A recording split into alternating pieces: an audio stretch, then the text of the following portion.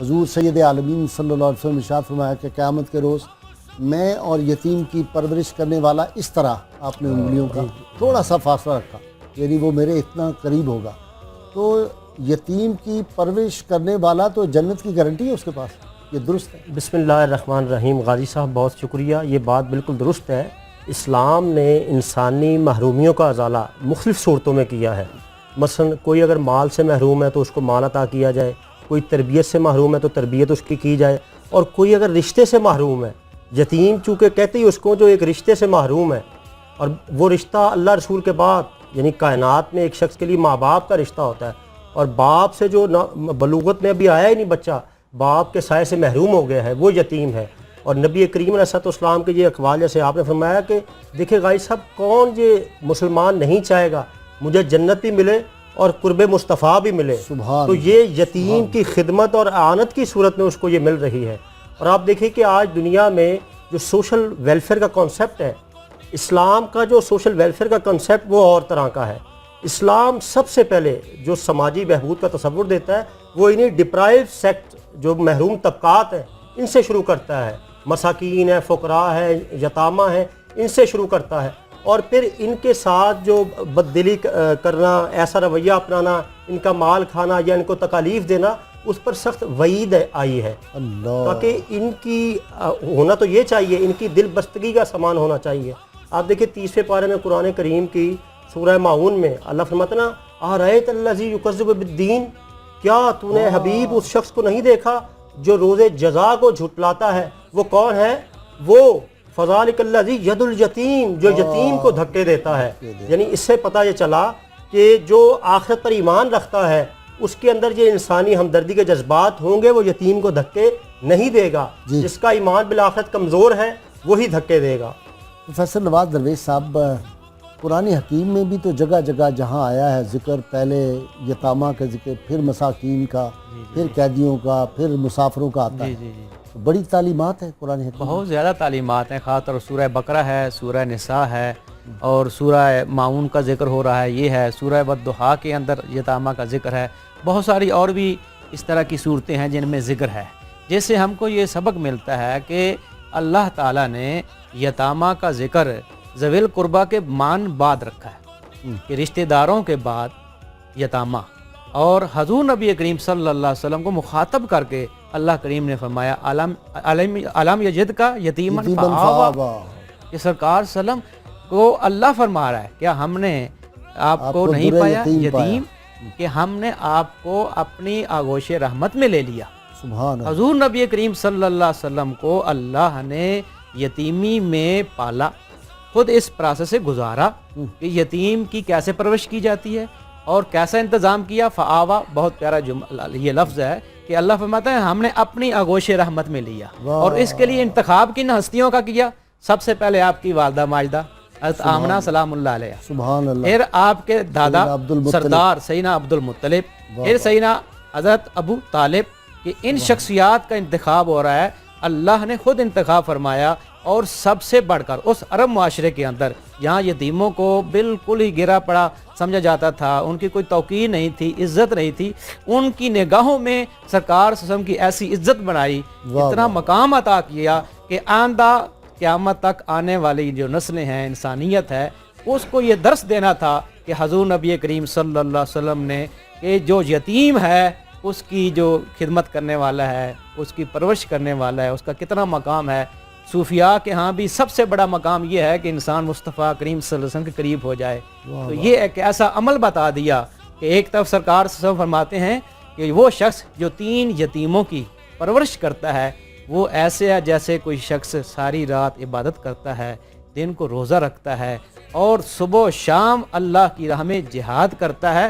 پھر نبی کریم صلی اللہ علیہ وسلم نے فرمایا کہ کل قیامت کے دن وہ اور میں، ہم قیامت جنت میں بھائی بھائی ہوں گے، اشارہ فرما کے فرمایا جیسے یہ دونوں آپس میں بہنیں ہیں۔ جی مفتی صاحب، وہ ایک عورت کے بارے میں بھی تو حدیث آتی ہے کہ نبی صلی اللہ علیہ وسلم جب جنت میں داخل ہوں گے تو یہ بھی ساتھ کوشش کر رہی ہوگی جنت میں داخل ہونے کی، اور پتہ چلے گا یہ وہ ہے جس نے یتیم بچوں کی خاطر اپنی ساری زندگی وقف کر دی۔ جی بالکل ایسا ہی، باوجود یہ کہ نکاح کر سکتی تھی، نکاح نہیں کیا، اور ان کی پرورش کرتی رہی، ان کی خدمت کرتی رہی۔ غازی صاحب آپ دیکھیں اسلام نے کس ماحول میں یتیم کو تحفظ بھی دیا، اس کی تربیت اور تعلیم کا حکم دیا اور ان کی کفالت کے لیے ترغیب دلائی۔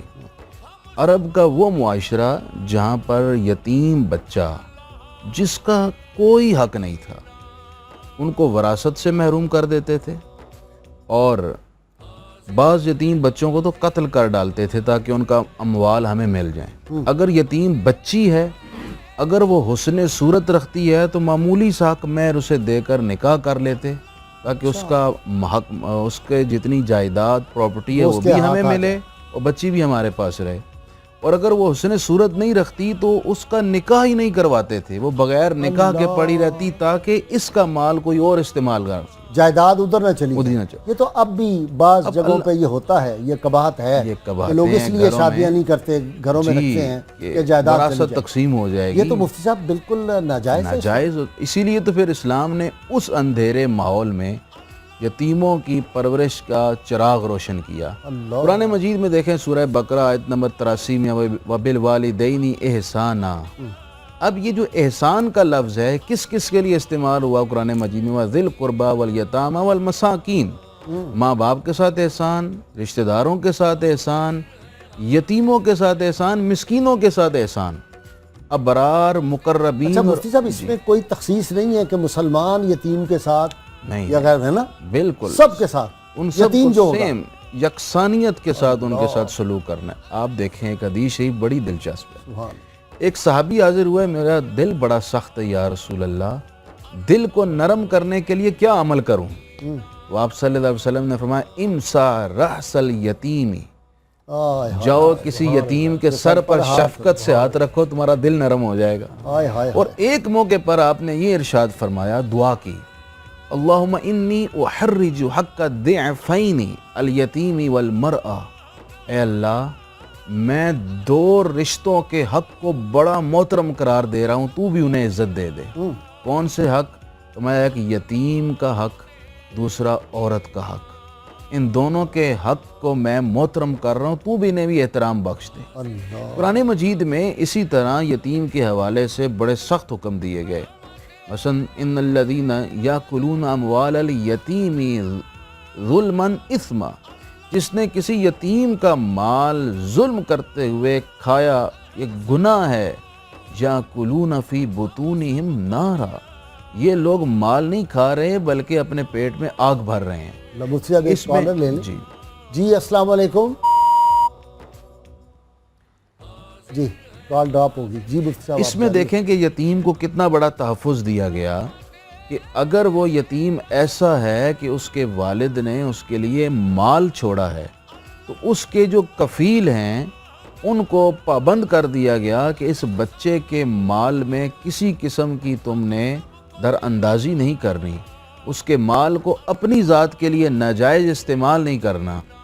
یہ نہ ہو کہ ان کو اپنے کاروبار میں انویسٹمنٹ کر کے خود اس سے نفع اٹھاتے رہو، یہ تمہارے لیے جائز نہیں۔ اچھا ایک یہ تو حدیث پاک ہے کہ اگر یتیم کا مال آپ کے پاس ہے تو اس کو رکھ نہ چھوڑو، اس کو کاروبار میں لگا دو تاکہ اس کو منافع بھی اسی کو ملتا رہے، منافع پہنچے، اسی کو پہنچے، آپ اسی نہیں کو لے منافع سکتے اس پہنچے۔ میں۔ ہاں اگر کوئی ایسا کفیل ہے کہ جو اتنا غریب اور نادار ہے کہ اگر وہ یتیم کی کفالت کرتا ہے اس کی اپنی کمائی میں حرج پڑ رہا ہے تو مناسب، معقول اور خدمت کے برابر وہ اپنا حق لے سکتا ہے، اپنی جتنی سروسز دے گا ایڈمنسٹریشن کے لیے اتنا لے سکتا اتنا ہی وہ اجرت گویا کہ مزدوری لے رہا ہے، ہے، مزدوری اس سے زیادہ اس نہیں سے لے زیادہ نہیں لے سکتا۔ جی سکتا۔ اچھا جی، یہ صحابہ کرام کتنا التزام فرماتے تھے یتیموں کے لیے، اور وہ نبی کریم صلی اللہ علیہ وسلم کا کہ جب آپ عید کی نماز کے لیے تشریف لے جا رہے تھے اور حسنین کریمین ساتھ تھے، وہ ذرا واقعہ سنا۔ غازی صاحب نبی کریم علیہ الصلوۃ والسلام نے، میں عرض کروں کہ سوسائٹی کا جو سب سے کمزور طبقہ ہمیں نظر آتا ہے نا، اس کے لیے بڑے توانا احکامات دیے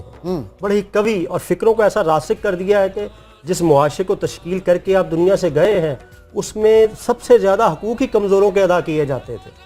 آپ یہ دیکھیے، اور پھر عید کا دن نبی کریم علیہ الصلوۃ والسلام حسنین کریمین، آپ کے کیا منظر ہوگا، مسجد کی طرف جا رہے ہیں عید کی نماز کی ادائیگی کے لیے، دیکھا تو راستے میں ایک بچہ رو رہا ہے، ہائے ہائے، تو آقا کریم کیسے ہو سکتا تھا غازی صاحب اس کو چھوڑ کر، جو شکستہ دلوں کو جوڑنے آئے ہیں، جو کائنات کے ٹوٹے ہوئے لوگوں کو جوڑنے آئے ہیں، آپ کھڑے ہو گئے, فرمایا بیٹا کیوں روتے ہو؟ تو کہنے لگا کہ جس انداز سے بھی اس نے پکارا کہ میں یتیم بچہ ہوں, آج میرے ماں باپ بھی ہوتے, عید کا دن ہے, مجھے اچھا لباس پہناتے, میں بھی ان کی انگلی پکڑ کر جاتا تو نبی کریم کی مازاغ آنکھوں میں آنسو جاری ہو گئے. فرمایا گھبراؤ نہیں, اٹھو, حسنین کریمین تمہارے بھائی ہیں, میں تمہارا باپ ہوں. سبحان غازی اللہ, صاحب یتیموں کا والی بن کے آ کر دو جہاں آئے ہیں. در یتیم ہونے میں کئی حکمتیں پنہا جو ہیں, اس میں یہ بھی ہے کہ نبی کریم صلی اللہ علیہ وسلم سب سے زیادہ جن کا خیال رکھا ہے وہ یتامہ ہے. سب سے زیادہ درست یتامہ ہے. کا مکی دور کے اندر ہم دیکھتے ہیں جہاں پہ نماز, روزہ, زکوٰۃ کے فرائض کے حوالے سے آیات نہیں نازل ہو رہی, وہاں یتیم کے حوالے سے آیات نازل ہو رہی ہیں, یتیم کے بارے میں تعلیمات دی جا رہی ہیں. اور اظہار نبوت سے پہلے نبی صلی اللہ علیہ وسلم جاتے ہیں ابو جہل کے پاس, جی, اور یتیم کے مال کے لیے, مال اور جا کے کے لیے اس پہ اس کے انصاف دلاتے ہیں, اس کا مال لے کر دلاتے ہیں. حضور نبی پاک صلی اللہ علیہ وسلم کا اپنا عمل, آیات قرآنیہ, اور پھر جو ترغیب دی آپ نے مختلف طبقات کو, ان سب سے یہ پتہ چلتا ہے کہ اہم ترین جو تعلیم ہے وہ یتامہ کے حوالے سے ہم کو مکی دور میں ملتی ہے. اور پھر حضور نبی کریم صلی اللہ علیہ وسلم جب مدینہ پاک میں آ جاتے ہیں تو سب سے پہلا جو یتیم خانہ اس روئے زمین پر قائم ہوتا ہے وہ سرکار صلی اللہ علیہ وسلم کے گھر میں ہے. یہ سرکار سبحان اللہ, صلی سبحان علیہ اللہ. وسلم کہ وہ آپ صلی اللہ علیہ وسلم نے جو تعلیمات دیں, جو ترغیبیں دیں, تو اس وقت غزوہ بدر کے موقع پر بھی یہ ہوتا ہے کہ جب یتامہ کو اکٹھا کیا گیا, جن کے باپ شہید ہوئے تھے, تو یتیموں کی تعداد کم تھی, ان کی کفالت کرنے والے لائن میں لگے ہوئے تھے, وہ ان کی تعداد زیادہ تھی. یہاں تک کہ حضرت سیدہ فاطمہ الزہرا سلام اللہ علیہا کو اپنے حق سے دستبردار ہونا پڑا کہ آپ نے کسی یتیم کی کفالت چاہتی تھی, لیکن وہ اور زیادہ چاہنے والے تھے, تو آپ نے فراخ دلی اور سخاوت کا وہاں پہ بھی مظاہرہ کرتے ہوئے وہ یتیم ان کے حوالے کر دیا. اچھا, مسجد نبی کی زمین جو تھی پروفیسر صاحب, یہ بھی تو یتیموں کی تھی, اور وہ دے رہے تھے, وہ خوش دلی کے ساتھ دے رہے تھے. لیکن صدیق اکبر رضی اللہ تعالیٰ عنہ نے اس کی قیمت ادا کی, نبی پاک صلی اللہ علیہ وسلم نے مفت لینے سے انکار فرمایا تھا.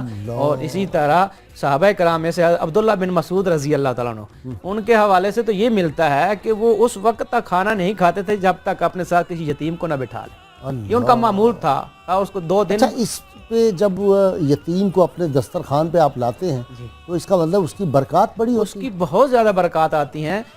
عام جگہ پہ خرچ کرنے کا جو اللہ تعالیٰ نے اجر عطا کیا ہے کہ 10 گنا سے لے کر 700 گنا تک, لیکن یتیم کے اوپر جب خرچ کیا جاتا ہے اس کی انتہا ہی نہیں ہے کہ سرکار صلی اللہ کا قرب حاصل ہو رہا ہے, اللہ کا قرب حاصل ہو رہا ہے, اور جنت کے اندر سرکار ہم قریب ہو رہے ہیں. تو جس کو جنت اجر میں مل رہی ہے اس کو تو دنیا انعام میں مل جاتی ہے, اور انعام کی کوئی حد نہیں ہوتی. سبحان اللہ. مفتی صاحب یہ فرمائیں کہ یتیموں کے کون کون سے حقوق ہیں؟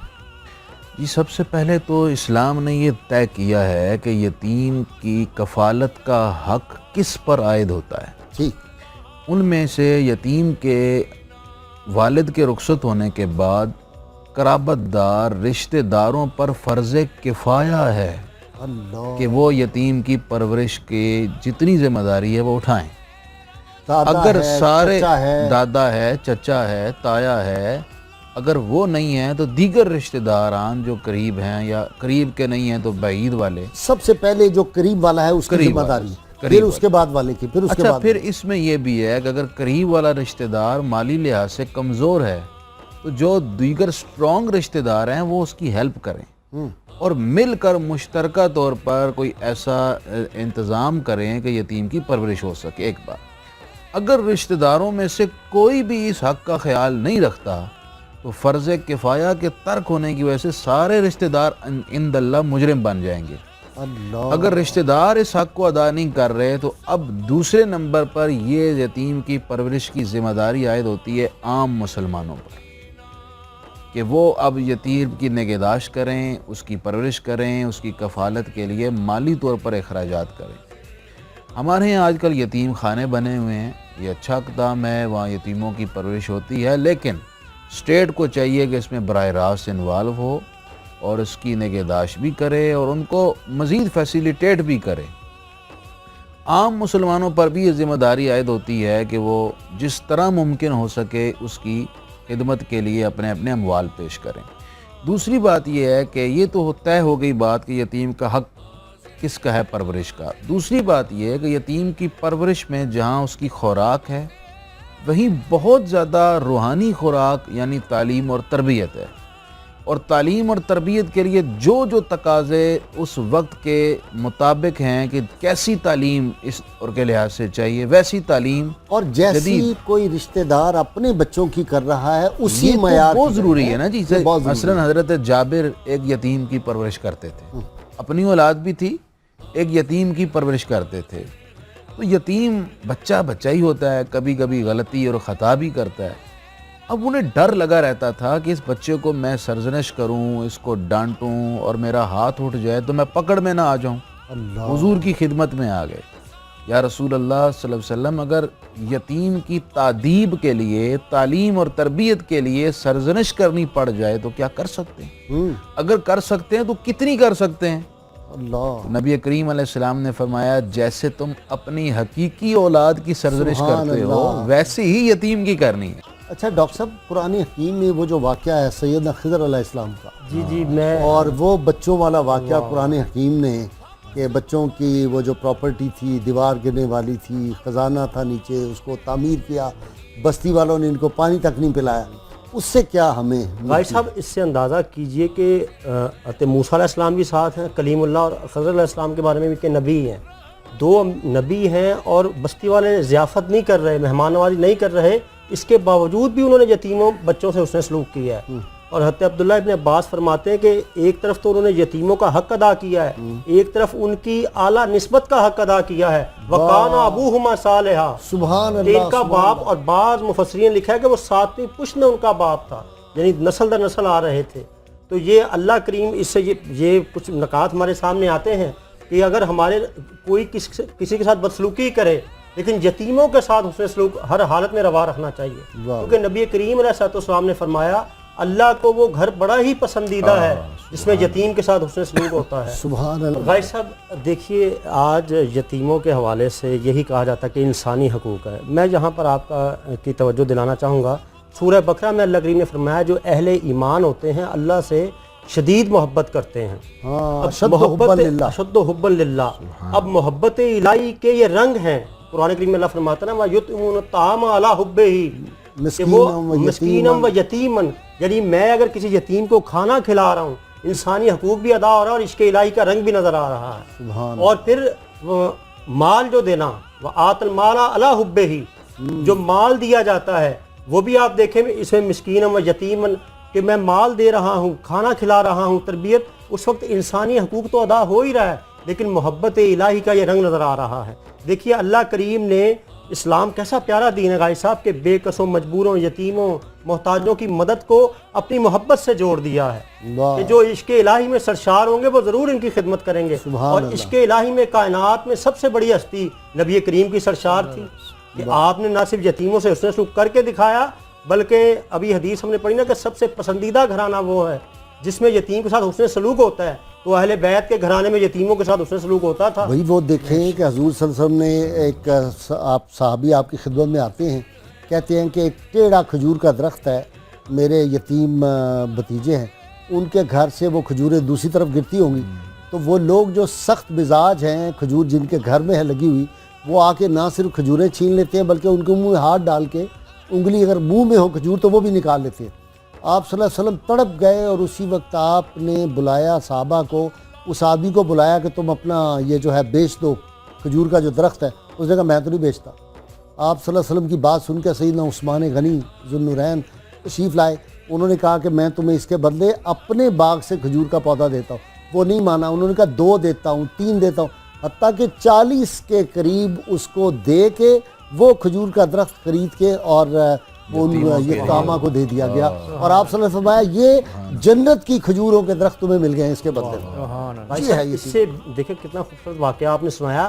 صحابہ کرام جانتے تھے یتیم کی خدمت پر کیا اجر ملے گا، اس لیے قرآن کریم نے ایک وعید کے انداز میں، مذمتی انداز میں یہ کہا ہے کہ کلا بل لا تکرمون الیتیم، یقیناً تم یتیم کا اکرام نہیں کرتے، عزت نہیں کرتے اس کی۔ اور فرمایا نا قرآن کریم میں فَأَمَّا الْيَتِيمَ فَلَا تَقْهَرْ، نبی کریم کو جب اللہ کریم آداب سکھا رہا ہے، آداب اب اللہ اپنے حبیب کو جس طرح سکھا رہا ہوگا اور ان کے صدقے سے کائنات کو سکھایا جا رہا ہے، محبوب کبھی اگر تیرے اس لیے کہ دنیا میں حضور صلی اللہ علیہ وسلم کا کوئی استاد کوئی نہیں۔ استاد نہیں، اللہ ہی ہے۔ آپ سب کو فرماتے اللہ ہیں نے کہ علوم عطا فرمایا ادبنی اپنے ربی فاحسن تادیبی، میرے رب نے مجھے سکھایا اور بڑا خوبصورت سکھایا ہے۔ تو جو یتامہ کے حوالے سے جی آپ فرما رہے تھے کہ صحابہ کرام، تو صحابہ کرام کی جو نبی پاک صلی اللہ علیہ وسلم نے تربیت فرما دی تھی، اس کے تحت ہر صحابی کی یہ کوشش ہوتی تھی کہ میرے گھر میں ایک یتیم ہو، ان کی تربیت کرتے تھے۔ حضرت عائشہ صدیقہ رضی اللہ تعالیٰ عنہ کا اپنا جو معمول تھا کہ اپنے خاندان کی بچیاں اور بنو انصار جو قبیلہ ہے اس کی بچیاں وہ گھر کے اندر پرورش کرتی تھی، تعلیم و تربیت باقاعدہ کرتی تھی اور ان کی شادی کا انتظام فرماتی تھی۔ اور اسی طرح حضرت علی رضی اللہ تعالیٰ عنہ، آپ کا تو یہ اعلان ہوتا تھا کہ جب آپ کوفہ میں تھے کہ کسی یتامہ کو اکٹھا کر کہتے تھے کہ اگر کوئی تم کو یہ کہے کہ تم یتیم ہو، اس کو کہنا کہ اس وقت کے جو حاکم علی ہیں وہ میرے باپ ہیں۔ اللہ سبحان اللہ تو سبحان اس طرح صحابہ کرام نے معاشرے کے اندر یتامہ کا وقار بلند کر وہ دیا۔ جو واقعہ پروفیسر صاحب ہے کہ سیدنا عمر فاروق رضی اللہ تعالیٰ نے سنا ایک بچی، ایک خاتون جو تھی یتیم بچوں کو وہ رکھا ہوا تھا رکھا ہوا اور ہے وہ اس کے اوپر کھانے کا انتظام نہیں ہاں جی، تھا، ہنڈیا وہ پہ۔ شاید پتھر ڈالے ہوئے تھے ہنڈیا میں ڈالے ہوئے ہیں گرم کہ ابھی کرنے، پک رہی ہے، ہنڈیا خود پک رہی ہے، پک رہی ہے، اٹھا کے لے کے گئے تو وہ سامان، برداشت خادم کہہ رہا ہے کہ میں اٹھا کے لے کے جاتا ہوں۔ وہاں پہنچتے ہیں اور پھر صحابہ کہتے ہیں کہ وہ پھونکنی جو ہوتی تھی اس زمانے میں جس سے وہ دھواں وہ آگ کو تیز کرتے تھے، اس کا دھواں آپ کی داڑھی مبارک سے نکل کے جا رہا تھا۔ اور وہ خاتون خلیفہ کے بارے میں باتیں بھی سنا رہی ہے، وہ بھی آپ سن رہے ہیں۔ اللہ